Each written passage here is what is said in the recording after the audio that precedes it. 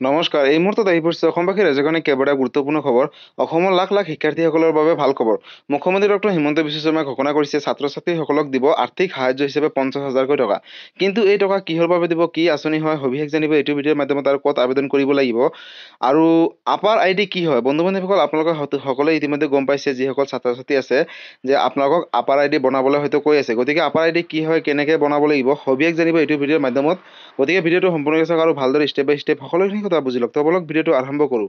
আৰু আজিৰ প্ৰথমটো খবৰ হৈছে আপাৰ আই ডিক লৈ। বন্ধু-বান্ধৱীসকল, আপাৰ আই ডি কি হয় পোনপ্ৰথমতে জানি লওক।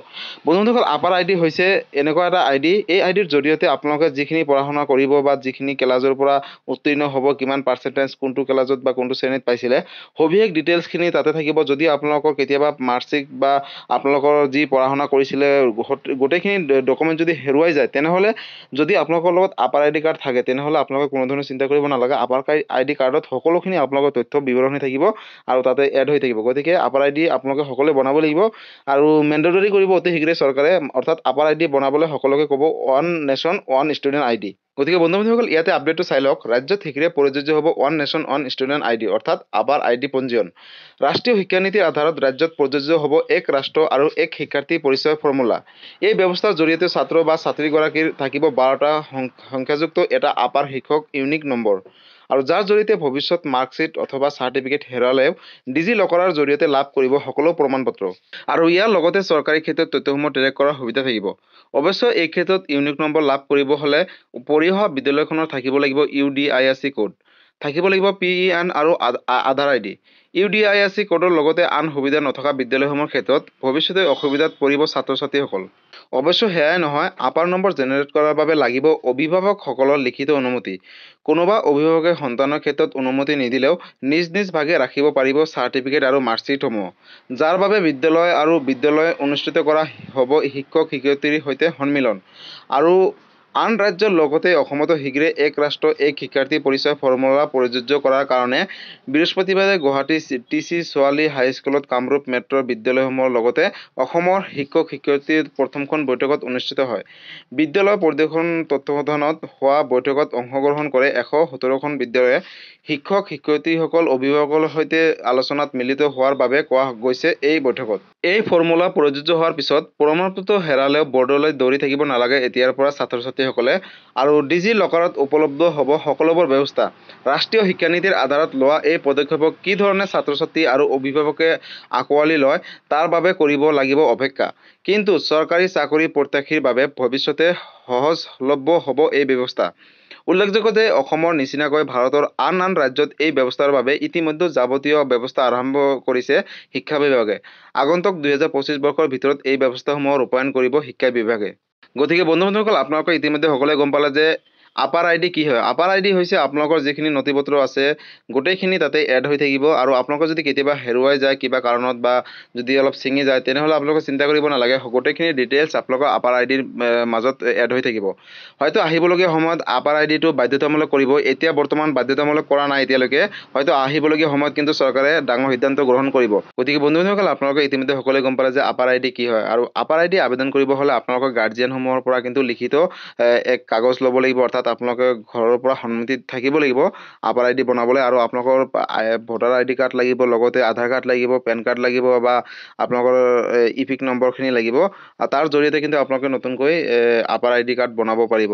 আৰু যদি আপাৰ আই ডিক লৈ কিবা সুধিবলগীয়া আছে বা জানিবলগীয়া আছে, আপোনালোকে মোক কমেণ্ট কৰিব, মই নিশ্চয় ৰিপ্লাই দিবলৈ চেষ্টা কৰিম। আৰু আজিৰ পৰৱৰ্তী খবৰটো হৈছে অসমৰ লাখ লাখ শিক্ষাৰ্থীসকলৰ বাবে, অৰ্থাৎ ছাত্ৰ-ছাত্ৰীসকলে উচ্চ শিক্ষাৰ বাবে তেওঁলোকক চৰকাৰে দিব 50,000কৈ টকা। কিন্তু কি আঁচনিৰ জৰিয়তে লাভ কৰিব, পোনপ্ৰথমতে এই আপডেটটো চাই লওক।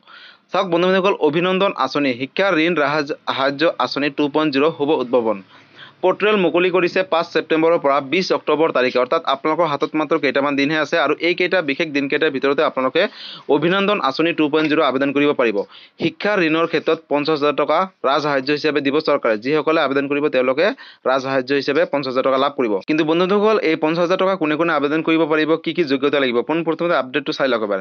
শিক্ষাৰ্থী অসমৰ স্থায়ী বাসিন্দা হ'ব লাগিব। অসমৰ লগতে আন ঠাইতো উচ্চ শিক্ষা গ্ৰহণ কৰি থকা ছাত্ৰ-ছাত্ৰীৰ বাবে এই ৰাজসাহায্য উপলব্ধ হ'ব। 2020 চনৰ 1 এপ্ৰিলৰ পৰা 2024 চনৰ 31 মাৰ্চৰ ভিতৰত অনুমোদিত ঋণৰ ক্ষেত্ৰত এই আঁচনি প্ৰযোজ্য হ'ব। বৰ্তমানৰ সাংসদ অথবা বিধায়ক, পঞ্চায়ত কৰ্মকৰ্তা আৰু চৰকাৰী ৰাজহুৱা খণ্ডৰ স্থায়ী কৰ্মচাৰীসকল সন্তানে বাবে এই সুবিধা উপলব্ধ নহয়।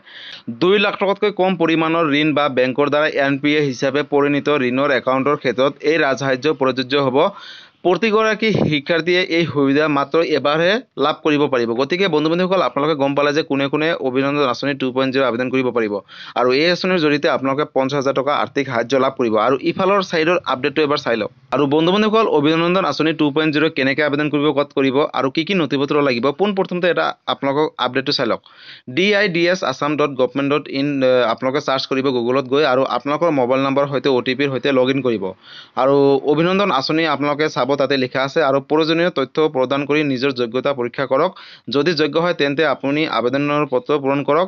সবিশেষ প্ৰদান কৰাৰ লগতে প্ৰয়োজনীয় নথিপত্ৰসমূহ আপলোড কৰি আবেদন পূৰণ কৰক। অৰ্থাৎ আপোনালোকে যদি অভিনন্দন আঁচনি 2.0 আবেদন কৰিবলৈ হয় তেনেহ'লে নিজৰ মোবাইলত dids.assam.government.in চাৰ্চ কৰি আপোনালোকে তাতে চাব আপোনালোকে যোগ্য হয় নে নহয়। আৰু তাৰ উপৰিও যদি আপোনালোকৰ মোবাইলত অলপ প্ৰব্লেম হৈছে তেনেহ'লে ওচৰ চুবুৰীয়া CSC চেণ্টাৰত গৈ কিন্তু আপোনালোকে অভিনন্দন আঁচনি 2.0 আবেদন কৰিব পাৰিব। আৰু বন্ধু-বান্ধৱীসকল, ৰাজসাহায্য হিচাপে 50,000 টকাকৈ পাব, কিন্তু হাতত মাত্ৰ কেইটামান দিন আছে আৰু এই বিশেষ দিনকেইটাৰ ভিতৰত যদি আপোনালোকে আবেদন নকৰে তেনেহ'লে কিন্তু এই আঁচনিৰ পৰা বঞ্চিত হৈ থাকিব। অৰ্থাৎ বহুতো এনেকুৱা পৰিয়ালৰ ষ্টুডেণ্ট আছে বা ছাত্ৰ-ছাত্ৰী আছে, ধৰক উচ্চ শিক্ষাৰ বাবে টকাৰ প্ৰয়োজন হৈছে, ঘৰৰ পৰা দিব নোৱাৰাৰ বাবে হয়তো তেওঁলোকে উচ্চ শিক্ষা কৰিব নোৱাৰে, গতিকে বা বাহিৰতে হওক, অসমৰ বাহিৰত উচ্চ শিক্ষাই হওক বা অসমতে হওক, গতিকে আপোনালোকে এই আঁচনিৰ ঋণটো লৈ আপোনালোকে কিন্তু ভালকৈ পঢ়া শুনাত কিন্তু আপোনালোকে মনোযোগ দি ভালকৈ পঢ়িব পাৰিব। আৰু কি নথিপত্ৰ লাগিব পোনপ্ৰথমে এই তলৰ আপডেটখিনি এবাৰ চাই লওক। প্ৰয়োজনীয় নথিপত্ৰ: আৱশ্যিক প্ৰমাণপত্ৰ, শিক্ষামূলক উদ্দেশ্যৰ বাবে প্ৰদান কৰা PRC, পৰিচয় প্ৰমাণপত্ৰ, Aadhaar card, passport, PAN card, voter card বা ফটোসমূহ, ৰাষ্ট্ৰীয়কৃত বেংকৰ পাছবুক, ঠিকনা প্ৰমাণপত্ৰ লাগিব, Aadhaar card, passport, voter ID card, বিদ্যুৎ বিল বা টেলিফোন বিল 3 মাহতকৈ অধিক পুৰণি হ'ব নোৱাৰিব। এইখিনি ডকুমেণ্ট যদি থাকে বা আপোনালোকে যদি অসমৰ স্থায়ী বাসিন্দা হয় তেনেহ'লে আপোনালোকে লাভ কৰিব অভিনন্দন আঁচনি 2.0 ঋণৰ সাহায্য। আৰু বন্ধুসকল, বেংকৰ ঋণৰ নথিপত্ৰ একেটা PDF ফাইলত একত্ৰিত কৰাটো জৰুৰী। আৰু অভিভাৱকৰ পৰিচয় প্ৰমাণপত্ৰ, Aadhaar, passport, PAN card, voter ID card বা ড্ৰাইভিং লাইচেন্স, যিকোনো আপোনালোকে ৰাষ্ট্ৰীয় বেংকৰ নথিপত্ৰ দি আপোনালোকে এই অভিনন্দন আঁচনি 2.0 আবেদন কৰিব পাৰিব আৰু 50,000 টকাকৈ বিনামূলীয়াকৈ ৰাজসাহায্য হিচাপে পাব। আৰু অফিচিয়েলভাৱে হেল্পলাইন নম্বৰ আছে, আপোনালোকক হেল্পলাইন নম্বৰটো মই কৈ দিছোঁ। অধিক জানিবৰ বাবে ফোন নম্বৰ মুকলি কৰিছে চৰকাৰে 180020262556 আৰু ইমেইল ID হৈছে dids@assam.government.in। আপোনালোকে চাৰ্চ কৰি ইমেইলো কৰিব পাৰিব। এই নম্বৰত আপোনালোকে অভিযোগ দিব পাৰে বা যদি কিবা জানিবলগীয়া আছে আপোনালোকে এই নম্বৰৰ পৰা জানিব পাৰিব। গতিকে বন্ধু-বান্ধৱীসকল, যিসকল দুখীয়া দৰিদ্ৰ পৰিয়াল আছে আৰু উচ্চ শিক্ষাৰ বাবে তেওঁলোকৰ টকাৰ প্ৰয়োজন হৈছে, তেওঁলোকে অতি শীঘ্ৰে অৰ্থাৎ 20 অক্টোবৰ তাৰিখৰ আগতে অভিনন্দন আঁচনি 2.0 আবেদন কৰক। আৰু যিমান টকা ঋণ ল'ব তাতকৈ আপোনালোকে 50,000 টকা মানে আপোনালোকক ঋণ ৰাজসাহায্য হিচাপে দিব চৰকাৰে। আৰু ইতিমধ্যে মুখ্যমন্ত্ৰী ডক্টৰ হিমন্ত বিশ্ব শৰ্মাই ঘোষণা কৰিছে। গতিকে বন্ধু-বান্ধৱীসকল, অভিনন্দন আঁচনি 2.0 লৈ এইটো এটা ডাঙৰ আপডেট আছিলে।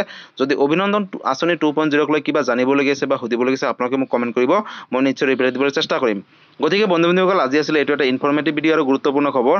ভিডিঅ'টো চাই কেনেকৈ পালে, যদি ভাল পালে চেনেলত নতুনকৈ আছে চেনেলটো ছাবস্ক্ৰাইব কৰিব, লাইক কৰিব আৰু সকলোৰে মাজতে শ্বেয়াৰ কৰক যিমান ষ্টুডেণ্ট আছে বা ছাত্ৰ-ছাত্ৰী আছে, কাৰণ এই দুটা আঁচনি সকলোৱে জনাটো উচিত বা চোৱাটো উচিত। ধন্যবাদ। জয় আই অসম।